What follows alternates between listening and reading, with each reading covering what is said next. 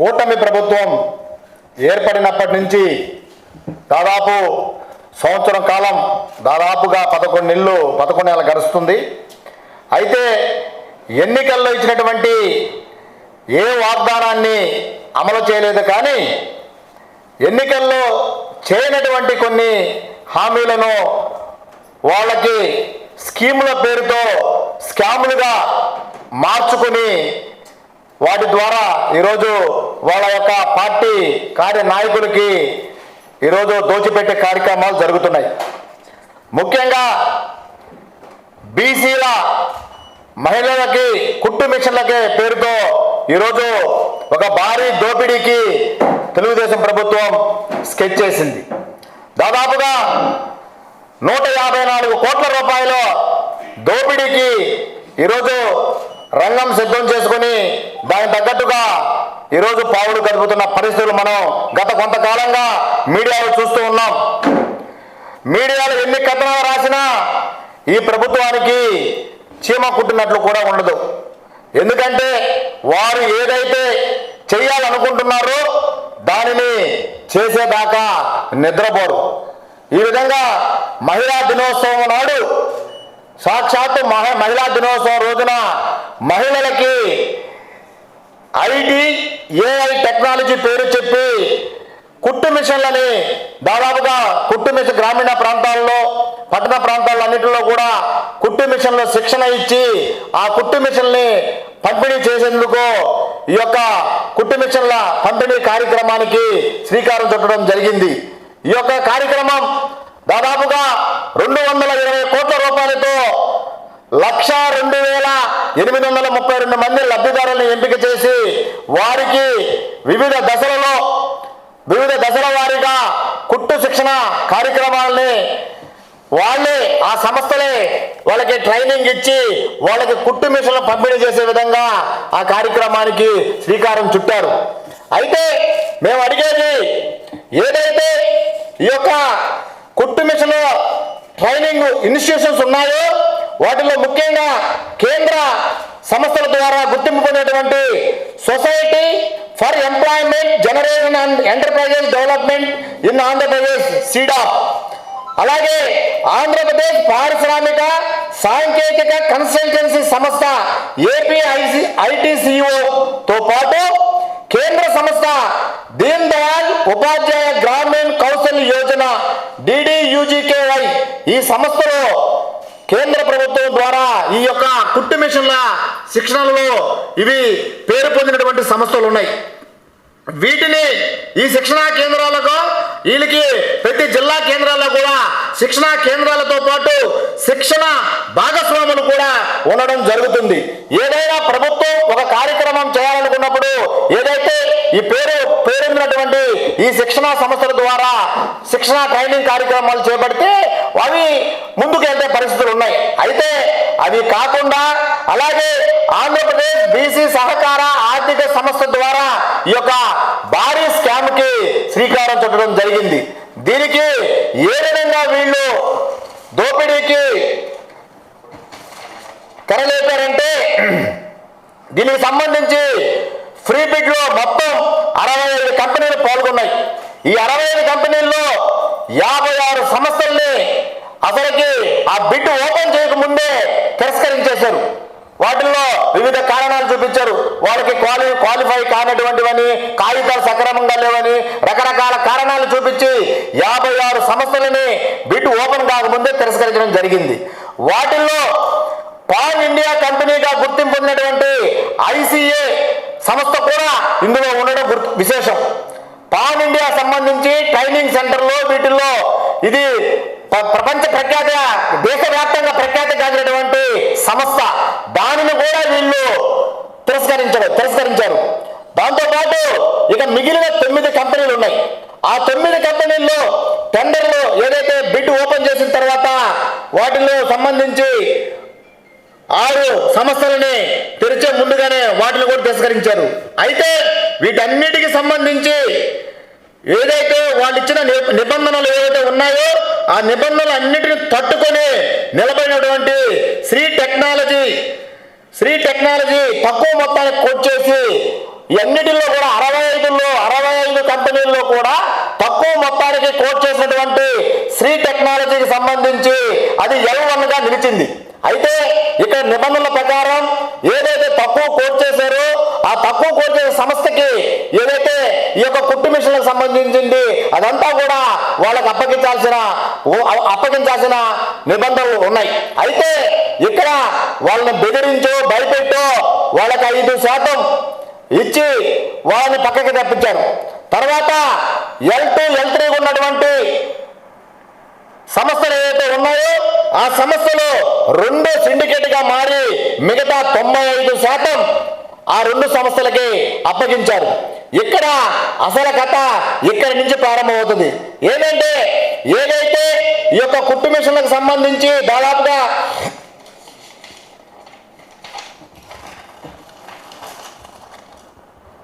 ఈ యొక్క 220 కోట్లకు సంబంధించి ఈ కుట్టు మిషన్లు కొనుగోలు అయితేనే వాళ్ళకి ట్రైనింగ్ సంబంధించి ఖర్చు మొత్తం వాళ్ళకి దాదాపుగా ఈ ట్రైనింగ్ సెంటర్లో ఫెసిలిటీస్ తో పాటు మొత్తానికి రేటు కట్టి దానికి సంబంధించి 220 కోట్లు వాళ్ళు అంచనాలు వేయడం జరిగింది.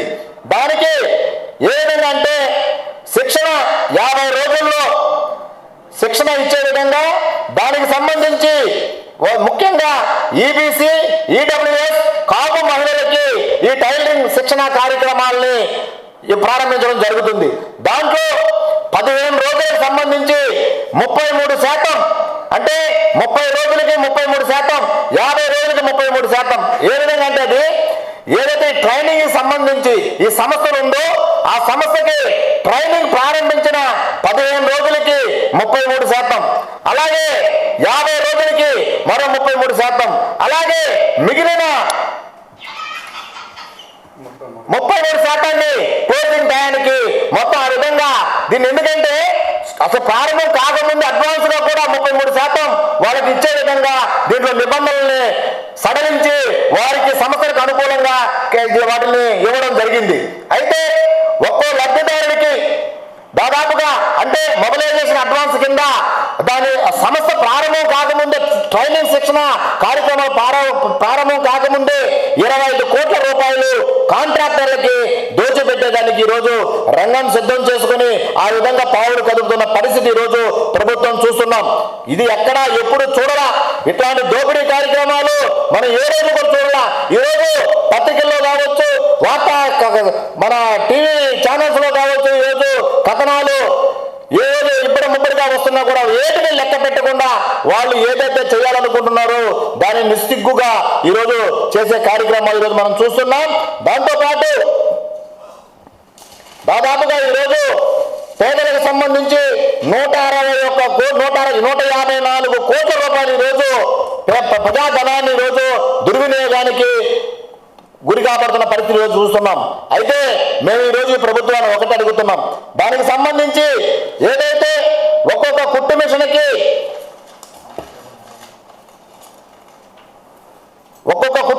సంబంధించి 4,300 రూపాయలు కుట్టు మిషన్ కొనుగోలుకి, అలాగే ఒక్కో మహిళ శిక్షణ కోసం 3,000 రూపాయలు ఖర్చు చేస్తున్నారు. ఈ విధంగా దాదాపుగా మొత్తం మీద ఏదైతే ఈ యొక్క 1,02,832 మంది లబ్ధిదారులు ఉన్నారో వాళ్ళకి 75,006 కోట్ల రూపాయలు, అంటే 75.06 కోట్ల రూపాయలు మాత్రమే ప్రభుత్వం ఖర్చు అవుతుంది. మిగిలినటువంటి 154 కోట్లకు లెక్కలు లేవు. ఆ లెక్కలు లేకుండా ఒక్కో లబ్ధిదారు పేరు మీద దాదాపుగా 16,000 రూపాయలు ఈరోజు ఒక్కో లబ్ధిదారుడి మీద 16,000 రూపాయలు ఈరోజు దోపిడీకి గురి చేస్తూ ఈ యొక్క కుట్టు మిషన్ల పంపిణీ పేరుతో ఈరోజు ప్రభుత్వం దోపిడీకి తెరతీసింది. కాబట్టి దీన్ని వైఎస్ఆర్ కాంగ్రెస్ పార్టీ నెల్లూరు జిల్లా తరఫున దీన్ని తీవ్రంగా ఖండిస్తున్నాం.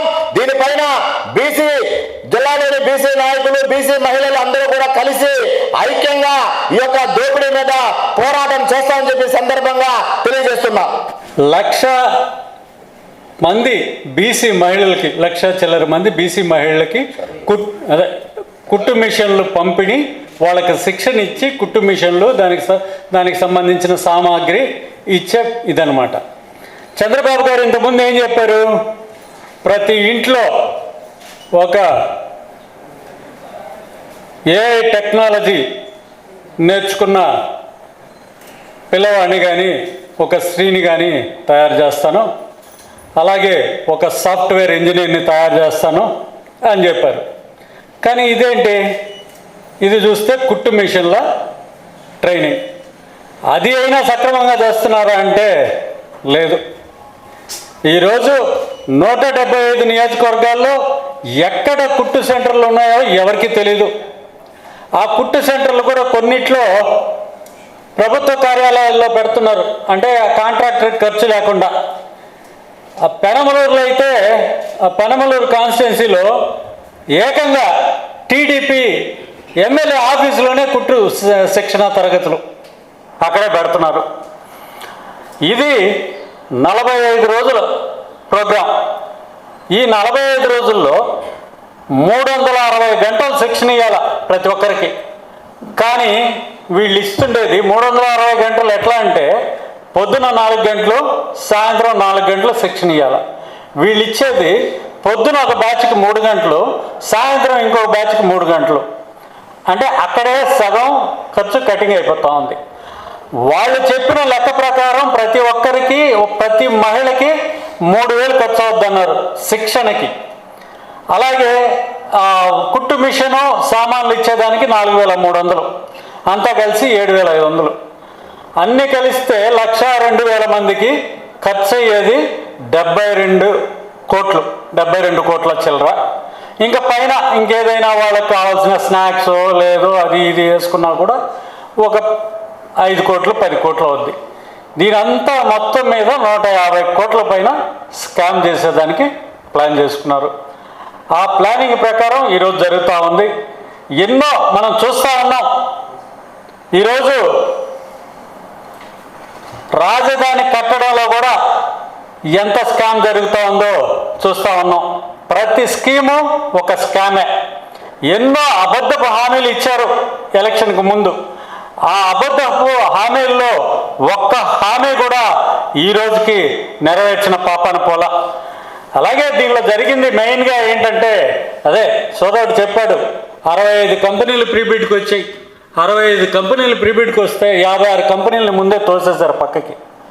మిగతా 6 కంపెనీల్లో ఎట్టో వాళ్ళు పెట్టిన కండిషన్స్ కన్నిటికీ తట్టుకొని వచ్చి L1గా శ్రీ టెక్నాలజీ అని నిలిచింది. మామూలుగా టెండర్ అయితే ఏం చేయాలా, L1కి ఇవ్వాలా. కానీ ఇక్కడ ఏం చేశారంటే L1కి 5% ఇచ్చి L2ని L3ని కంబైన్ చేసి, దీనిలో ఈ కంబైన్ చేయడంలో కూడా ఒక చంద్రగిరి ప్రజాప్రతినిధి హస్తం ఉందనేది బాగా బయటకు వచ్చిన విషయం. ఆయన వాళ్ళిద్దరిని కలిపి వాళ్ళిద్దరికి 95% వచ్చేటట్టు ఏర్పాటు చేశారు. ఈ ఏర్పాటు చేయడానికి కారణం ఏంటంటే, పెద్దలకి, గవర్నమెంట్లో ఉండే పెద్దలకి ఈ 150 కోట్లు చేరే విధంగా వాళ్ళు ప్లాన్ చేసుకున్నారు. అది పోతే మొబిలైజేషన్ అడ్వాన్స్ 25 కోట్లు ఇచ్చారు. ఇంతకుముందు జగన్మోహన్ రెడ్డి గారి గవర్నమెంట్లో అసలు మొబిలైజేషన్ అడ్వాన్స్ అనేది తీసేశారు. 1000 కోట్ల వర్కులకు కూడా అంతకుముందు ఉండేది మొబిలైజేషన్ అడ్వాన్స్. మొబిలైజేషన్ అడ్వాన్స్ తీసుకొని కాంట్రాక్టర్లు ఆ పనులు చేయకుండా ఆ డబ్బులు తీసుకెళ్ళి వేరే దగ్గర ఇన్వెస్ట్ చేసి రియల్ ఎస్టేట్ చేసుకునేవాళ్ళు. ఎవరో చిన్న చిన్న కాంట్రాక్టర్ల చేత పని చేయించి వాళ్ళకి డబ్బులు ఎగ్గొట్టేవాళ్ళు. అందుకని జగన్మోహన్ రెడ్డి గారు వచ్చిన తర్వాత ఆ మొబిలైజేషన్ అడ్వాన్స్ అనేది తీసేశారు. ఎవరికి ఇచ్చే పరిస్థితి లేదు అప్పట్లో. దాన్ని ఒక జీవో తెచ్చి మొబిలైజేషన్ అడ్వాన్స్ ఇవ్వమని చెప్పి జగన్మోహన్ రెడ్డి గవర్నమెంట్లో చెప్పారు. ఇప్పుడు ఇవన్నీ స్కీముల కింద స్కాములు కాబట్టి మొబిలైజేషన్ అడ్వాన్స్ కూడా 25 కోట్లు ఇచ్చేశారు ముందే. మొత్తం ఈ 250 కోట్లు 50 రోజుల్లో ఎత్తేసే ప్లాన్. అంటే ఒక్క చిన్న స్కీమ్లోనే 150 కోట్లు 50 రోజుల్లో ఎత్తేసే స్కీమ్ ఇది. కాబట్టి ఆలోచించండి, జనాలందరికీ చెప్తా ఉన్నాం. జగన్మోహన్ రెడ్డి గారి పరిపాలనలో ప్రతి ఒక్కటి పారదర్శకంగా జరిగింది. ఈరోజు చంద్రబాబు గారి పరిపాలనలో ప్రతి ఒక్కటి స్కామే. ఎలక్ట్రిసిటీది కూడా తెలుస్తూ ఉంది. మనం జగన్మోహన్ రెడ్డి గారి టైంలో ₹2.49 కొంటే ఏదో పెద్ద ఎవరో డబ్బులు తీసుకున్నారు, ఎవరి దగ్గర డబ్బులు తీసుకున్నారు జగన్మోహన్ రెడ్డి గారు అని ప్రచారం చేశారు. ఈరోజు చూసాం మనం న్యూస్ పేపర్లో ₹4.60 20 సంవత్సరాలకి ఒక సంస్థతో చంద్రబాబు గారికి ఒప్పందం కుదుర్చుకున్నారు. అంటే ఎన్ని వేల కోట్లు దీనిలో చేతులు మారి ఉండాలో ఆలోచించండి. ఏదైనా జగన్మోహన్ రెడ్డి గారు దేశంలో ఎక్కడా లేనంత తక్కువకి ఆ రోజు విద్యుత్ కొనుగోలు చేశారు. ఈరోజు దేశంలో ఎక్కడా లేనంత ఎక్కువకి విద్యుత్ కొనుగోలు చేస్తున్నారు. కాబట్టి రాబోయే రోజుల్లో ఈ స్కామ్లన్నీ వైఎస్ఆర్సీపీ తరపున బయటకు తీసుకొస్తాం, ప్రజల్లో ఆందోళన చేస్తాం, ప్రజలకి అవగాహన కల్పిస్తాం. రాబోయే రోజుల్లో ఈ ప్రభుత్వాన్ని కోకటి వేళ్లతో పెళ్లగించి వైసీపీ గవర్నమెంట్ వచ్చే విధంగా మేమందరం ప్రయత్నం చేస్తాం. ప్రజలు కూడా దీనికి ఇవన్నీ ఆలోచించి సహకరించాలని కోరుకుంటూ సెలవు తీసుకుంటున్నాం. Thank you. మరిన్ని అప్డేట్స్ కోసం మన HN9 టీవీ ఛానల్ని సబ్స్క్రైబ్ చేసుకోండి.